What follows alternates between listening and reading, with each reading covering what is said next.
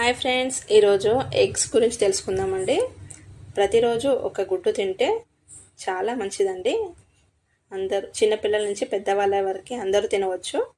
గుడ్డు తినడం వల్ల ఇందులో ఏ, ఈ అండ్ డి విటమిన్స్ అధికంగా ఉంటాయి. ఐరన్ కూడా అధికంగా ఉంటుందండి. కాలేయం బాగా పనిచేస్తుంది. గుడ్డులోని ఎగ్ని కూడా తీసుకుంటే మన గుండెకు మేలు చేసి హెచ్డిఎల్ కొలెస్ట్రాల్ని ఇంప్రూవ్ చేస్తుందని డాక్టర్లు అయితే చెప్తున్నారండి.